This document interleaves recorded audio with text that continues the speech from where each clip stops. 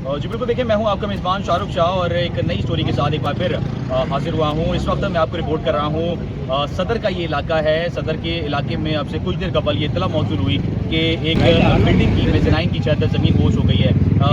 Video में बज़ाहिर ऐसा लग रहा था कि बहुत ख़तरनाक तरीके से जो है वो बिल्डिंग की छत जो है वो गिरी है और बहुत ज़्यादा ज़ख्मी होने की इत्तला उसमें जो है वो लग रही थी, मगर जब रियलिटी जहाँ पे पहुँचे और रियलिटी देखी तो उसमें जो है बताया जा रहा है कि अंडर कंस्ट्रक्शन जो बिल्डिंग थी, इस इमारत का जो नाम है वो सिटी व्यू अपार्टमेंट है, जो कि सदर में काफ़ी पुरानी जो है वो ये इमारत है। और यहाँ पे ये इत्तला मौसूल हुई कि बिल्डिंग जो है वो बिल्डिंग की मेज़नाइन की छत जो है वो गिरी। मैं अपने कैमरामैन से रिक्वेस्ट करूँगा कि वो अगर दिखाएं कि ये वो इमारत है और अंडर कंस्ट्रक्शन आप देख सकते होंगे कि अंडर कंस्ट्रक्शन जो है वो ये इमारत है, जिसमें आप बांस भी जो है वो लगी हुई है। और आप देख सकते हैं कि इस वक्त जो सूरत हाल है, फैमिलीज़ ऊपर के फैमिलीज़ की रिहाइश है ऊपर और नीचे जो है वो अंडर कंस्ट्रक्शन काम चल रहा था। इस वक्त हमारे साथ यहाँ के बिल्डिंग के जनरल सेक्रेटरी मौजूद है, उनसे भी बात कर लेते हैं। जी सर, क्या हुआ था ये वाक़या? अस्सलाम वालेकुम जी, मेरा नाम असद है, मैं इस बिल्डिंग के जनरल सेक्रेटरी हूँ, इलेक्टेड हूँ यहाँ पे।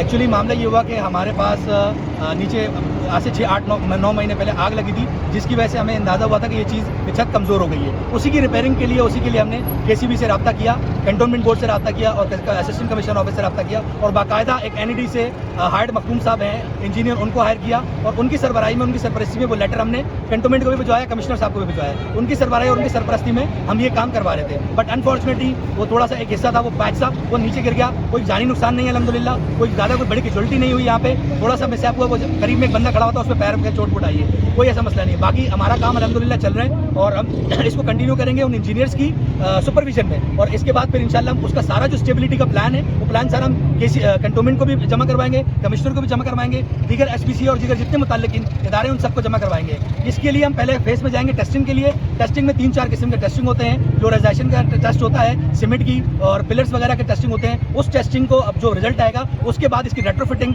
ये जेक्टिंग होगी, वो सारा कंप्लीट होगा। फिर हम वो सारी चीज़ें स्टेबिलिटी के प्लान के साथ हम इंशाल्लाह कंटोनमेंट में भी जमा करवाएंगे। This is it from my side. जी बहुत शुक्रिया।